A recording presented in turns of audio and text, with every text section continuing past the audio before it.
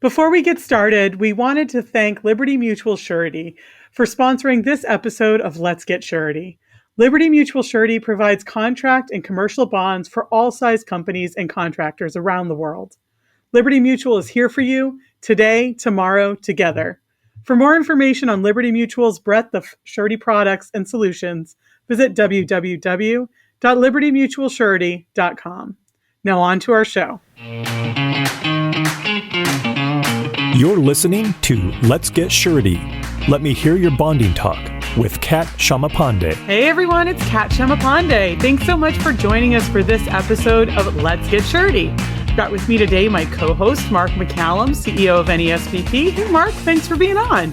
Hi Kat, it's great to be back. It's been too long.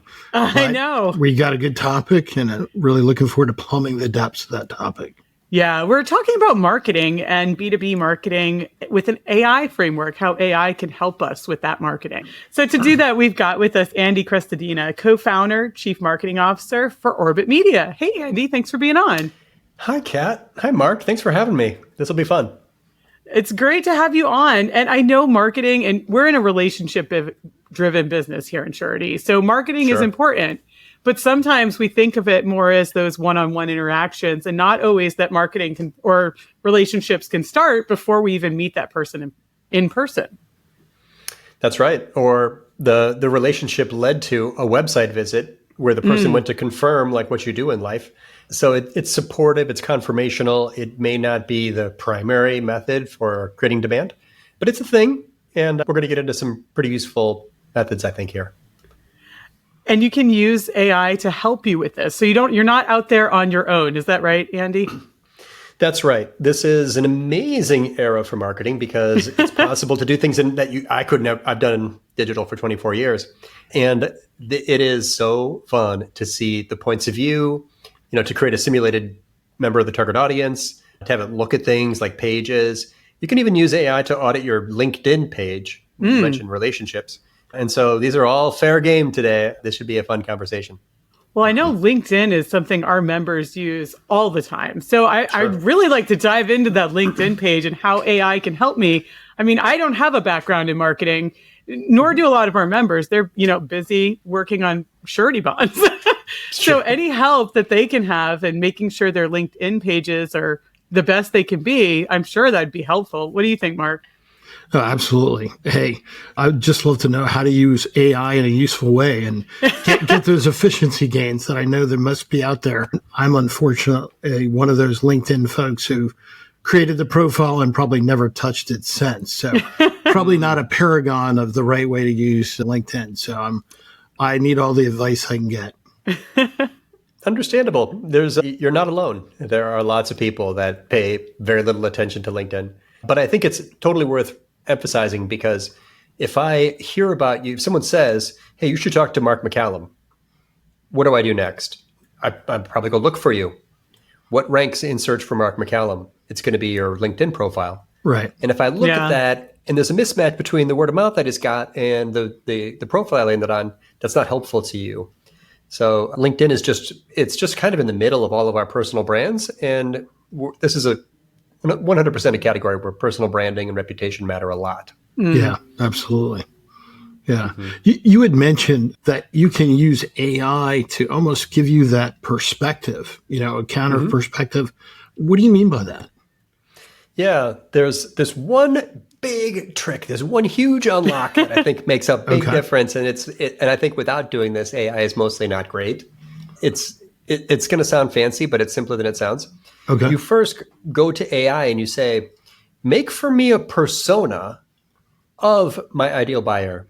I want you to list for me their job title, maybe their geography, like what kind of business they're in. So for example, I want a persona of a chief financial officer of a mid-sized construction company in the Chicago area that does civil engineering projects. That's the first half of the prompt. The next half of the prompt is list their hopes, 4 things, their hopes and dreams, their fears and concerns, their emotional triggers, and their decision criteria for selecting a business like mine to handle their surety bonds. Okay. Decision criteria, right? Like that's why people do and don't take action. Right. Emotional triggers. That's the ultimate reason why people sign contracts and don't sign contracts. So it's going to make for you a synthetic member of your target audience. Just a fancy way of saying, like, here's your buyer. Now, I've done this with hundreds of clients, and when I show it to people, I sort of don't trust AI. I assume it's not good, and I'm critical of it because it doesn't know our people like we know our people. So Right. I look at it with a very skeptical eye. But I have to say, most people, when they see this, are like, ooh, that's it. You nailed it. Like, that's kind of the guy, or that's the gal. Like, that's the person that is a accurate description. Yeah. Because AI, of course, ingested the whole internet and it summarized it beautifully, and it comes back with something that's probably like 90% correct from the beginning. So that's step one, right? Until you do that, AI might as well stand for average information. It's not, it doesn't know who you're talking to. So where do you go though? I mean, any AI tool have the capability to create a persona, or like what kind of tools are out there? What is the mechanics, I guess, of doing that? That's probably the most common question, and I have a sort of a boring answer. I don't think it matters that much which one you use. Okay. All right, good. Yep, I don't. Coke, Pepsi, whichever one you like. I know that ChatGPT. Yeah, when I teach a lot and speak a lot, and I'm at events, and so a lot of my examples I use ChatGPT because it's popular. It's the most popular, Okay. but a lot of people tell me, like, oh, I'm inside a corporation where we have to use Copilot. Great. Use whichever one you want. I don't think, and a good answer maybe is just to try several and test them side by side if you really want to nerd out about the differences in these models, but whichever. Right. I mean, so the big difference right now is in people that do and don't use AI. I see. It's not like, which AI? ChatGPT versus Gemini. So Right. Anyway, but thanks for asking, because everyone wonders that, and I'm using ChatGPT, which I think is maybe a bit better, but that's your own, choose your own adventure there. Right. Whichever one you like. Okay, so it made for you a persona. It's there in the response, right?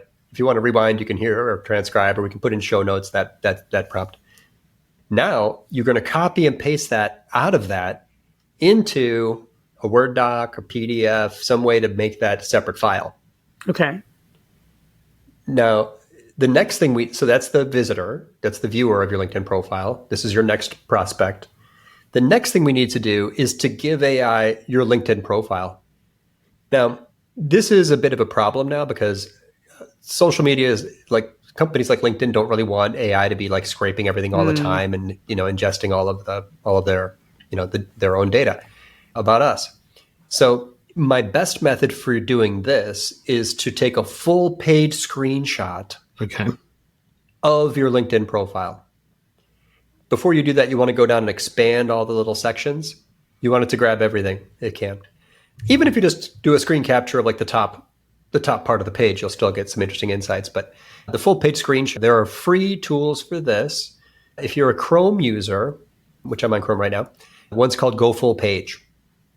But whatever you like, just whatever the best you can get, just go down and just do print screen on like 4 times and you get the whole thing. It'll figure it out. And Go Full Page is just a Chrome app, is that right? Yep. Just for anyone who's like a wondering. plugin. Yeah. Anybody? Yep. There's 2 popular ones. Awesome Screenshot. Weird names. Awesome Screenshot and Go Full Page. It doesn't. It's not about the tool. So whichever. Yeah. Right. You can kind of tell I'm trying not to be like a tools guy. I'm more like a tactics guy. Anyway. Yeah. So now sitting on your desktop, you have 2 things. You've got like a PDF of the persona and you've got the screenshot of your LinkedIn profile. So now we're going to upload those back into another prompt, or you could do it right there in the persona prompt if you're still in that conversation. And you're going to ask the AI to make recommendations to improve your LinkedIn profile based on the persona's point of view. Okay. Wow.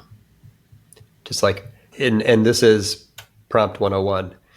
You're a LinkedIn marketing expert, or you're a personal branding expert. You are skilled in improving LinkedIn profiles to align better with buyer personas. That's the role. Next comes the input. I'm giving you a persona and a screenshot of a LinkedIn page. That's the second part of classic prompting, is like the input. The third part would just kind of be like the instructions of the context.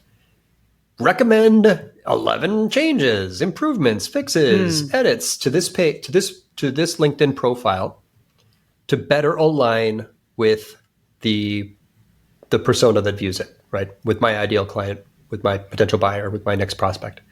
The precise language is not the important thing in here for this method. I mean, I do cool, weird things with AI where it gets, I care a lot about what words are in there, but I think for this little demo, we can just keep it simple. You can also ask it to like rate. It's like, give me a letter grade, or scale of 0 to 5, make me a chart, make a little table that shows the extent to which I aligned with this persona's hopes and dreams and fears and decision criteria.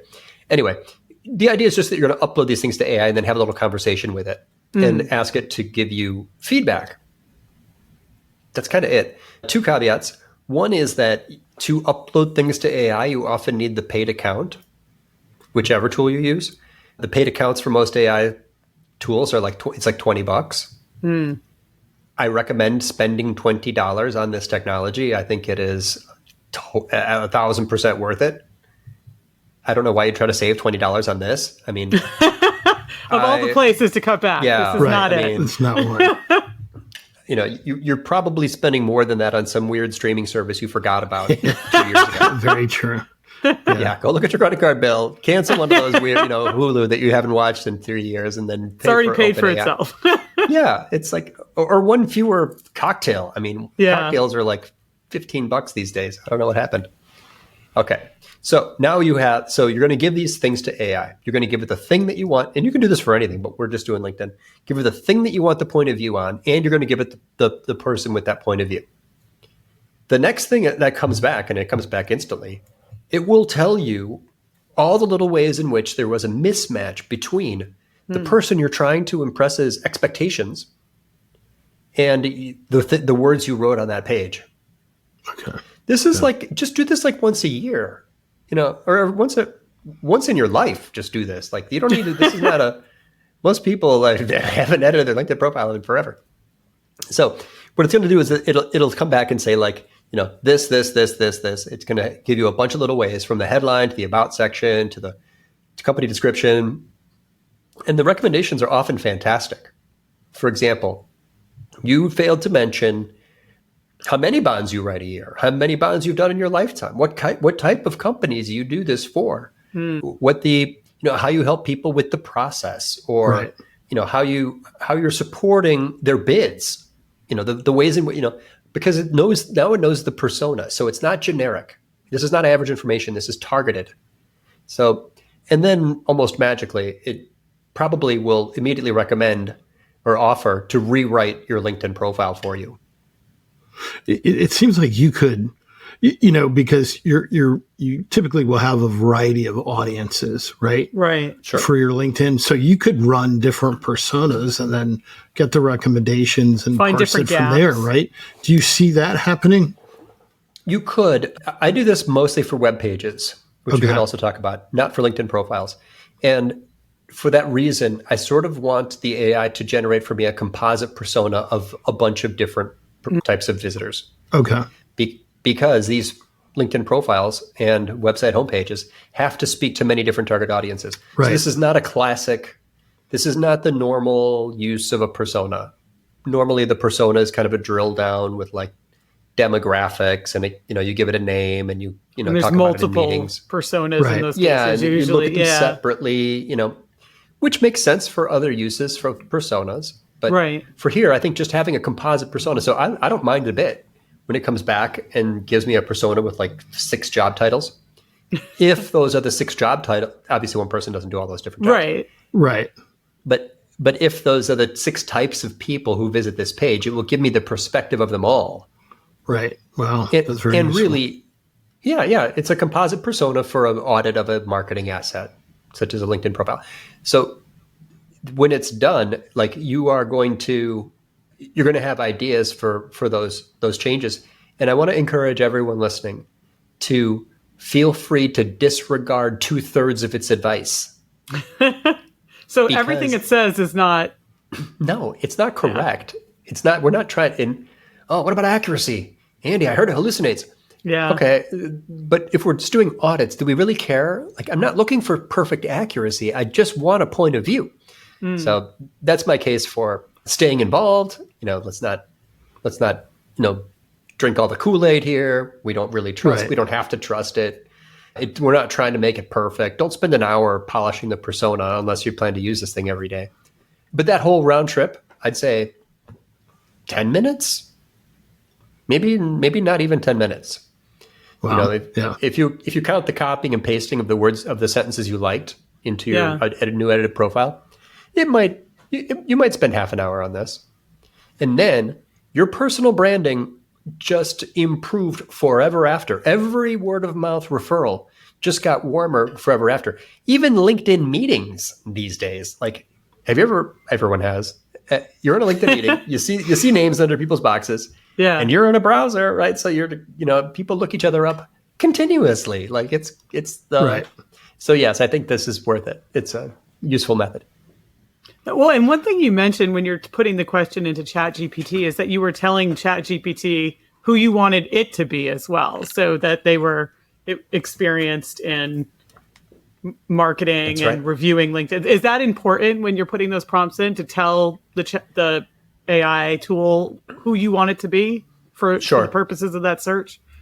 Sure. So let's say I'm going to audit my my sales deck. The beginning of some of the most effective prompts are just the role and the skills, because you're trying to put AI's massive, probability matrix. You're trying to get into that corner of this huge, gazillion parameter predictive matrix. You want it to be more relevant to you. So just by starting with these words kind of, the inputs affect the outputs. So if I were auditing a sales deck, I would say, you are a sales presentation expert, highly skilled in developing PowerPoint presentations that build trust and persuade people to, or whatever words you like, that are memorable and impactful, or that are surprising and delightful. Put in whatever words you align with your brand or the mood you're in. And then you're going to upload, the persona, assuming it's the same one, maybe it is, with that asset, and then just get another point of view, and then decide. You could do this for LinkedIn profiles. You could do this for home pages or a service page. You could do this for your contracts. If you have a paid account, I think there's much less concern about it training on your data. Like, no one can go see your contracts if you upload a contract. There was some concern about that in the early days of AI. Don't upload anything that's sensitive. The paid account users, at least it says that. How do you know for sure? But if you're squeamish about uploading stuff, just don't do it. But as an example, there's almost nothing that you couldn't get a quick point of view on from the perspective of the person you're trying to impress. So interesting. And it's helpful when you're thinking about building those questions out, because I feel like, if you're not used to using AI yet, a lot of people approach it the way they approach putting a question into Google, but it's not quite the same. It's very different. Yeah. The average Google query is 3.5 words. The average AI prompt is 23 words. Oh yeah, that's a big difference. Yeah, and not just the first prompt, but it's called Chat GPT because you're going to have a conversation. The second and third prompts are in the context of the first. So no, it is not at all like search is information retrieval. Right. AI is answer generation. It's creating. It's writing a response. It's not. Google has search results. ChatGPT has responses. So no, you're going to give it. There's almost no such thing as a prompt that's too long. I use voice now. I just press a button on my keyboard and I start talking, and it's like, okay, dude, here we go. We're going to make an audit. We're going to audit something today, and I want you to kind of keep it casual, okay? Not too formal. I'm not like a super fancy guy. And it's got a LinkedIn profile, and here's a screenshot of it. I'm going to give you a persona. The persona is kind of like this. I want you to also kind of tweak it a little bit to be more like this as well. And I like fun LinkedIn profiles, or I like weird. I want to be memorable, or don't use any emojis, like whatever. Just tell it everything. It's not. It can handle it. It's fine. That's great. That's helpful because I do think it's learning how to use the tool is a big piece of this. Right. Yeah. And so you're going to get the recommendations. And then are you also going to get sample language, or do you prompt that to then act on the recommendation it gives you? How does that work? They've built these things to keep us engaged. Okay. So it will almost certainly give you, at the end of the response, an offer to go farther. And that, again, very much unlike search, which is just a tool for getting options. AI takes the next step. So you almost, and if it offers like, hey, do you want me to rewrite your About Us section? You can just type the letter Y for yes. I mean, it's hard to stop it from acting on its own analysis. It's that easy. So yeah, for sure. If it didn't do that, you could say, a subsequent prompt, if you wanted to be really specific, you could say, give me 4 options for new LinkedIn headlines that include my, at least one of my credentials, and that, highlights one of my personal interests, or people do weird things in their, whatever you like to do for your headline. And it will just give you 4. And then you can keep going and saying, boy, numbers 2 and 3 were awful. I kind of like number 4. Make 11 more that sound kind of like number 4. Wow. And it'll just keep making. And then hopefully, if we're all still involved as marketers and we're not abdicating our jobs to AI, just pick the stuff you like. And, I sometimes ask it for a bunch of ideas and don't use any of them, but they gave me my own better ideas and I do something else. So I think, we all have to be cautious not to think of there being a correct response here. And your audience way, way better than ChatGPT or Copilot or Perplexity or Gemini. So just trust yourself and just pick this, it's like a salad bar. Just take what you like and leave the rest. That's great. Well, I think that's really helpful advice, Andy, for someone who's looking at starting those relationships or continuing those relationships with their LinkedIn profiles or websites. If someone wants to get more information on how they can better market themselves or use AI in marketing, where can they get more information from you? I write 1 article every 2 weeks, and I've done that for 15 years. I've written like 600 articles. Wow. It's a long-running content program. It's how we've gone to the market. And you wrote them, not AI, right? You wrote them, not AI? Thanks for asking. I do not. No. It's an important question. Yeah. I don't use AI to write. Don't do it. I don't do it. Yeah, and I'll tell you why. Sense. Yeah.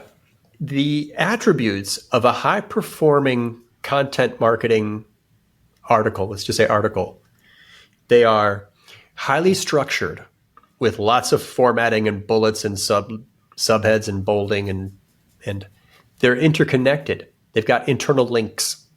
They're collaborative. They've got quotes from experts. They're very visual. There's like a chart or something at every scroll depth. AI is good at none of those things. Okay. Scan through anything I've ever written and you'll be like, no, that's, ask AI to write like me. It's not going to work out because the stuff is just there's too many little elements in it to be something. I mean, AI is just going to write words. Right. The best content marketing isn't just words. It's contributor quotes and it's visuals and it's links and it's structure. So anyway, but no, I digress. Kat, you asked, orbitmedia.com is where I write every 2 weeks at the blog /blog. Mm-hmm. And then also my LinkedIn newsletter is where I sort of syndicate a lot of these articles. So if anyone's active on LinkedIn, I've got it set up now because LinkedIn's noisy for me. The blue button says follow. But if you find the 3 dots and find the connect button, you can click that and just mention this podcast and connect with me there. And that way, if you have a question, you can ask me and we can chat. That's great.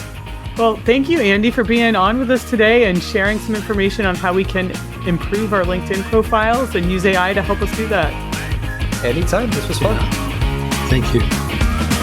You've been listening to Let's Get Surety, brought to you by the National Association of Surety Bond Producers. For more information about the NASBP and its members, visit nasbp.org. Before we go, we just wanted to thank Liberty Mutual Surety again for their generous support in supporting this episode of Let's Get Surety. Liberty Mutual Surety provides contract and commercial bonds for all size companies and contractors around the world. Liberty Mutual is here for you today, tomorrow, together. For more information on Liberty Mutual's breadth of surety products and solutions, visit www.libertymutualsurety.com.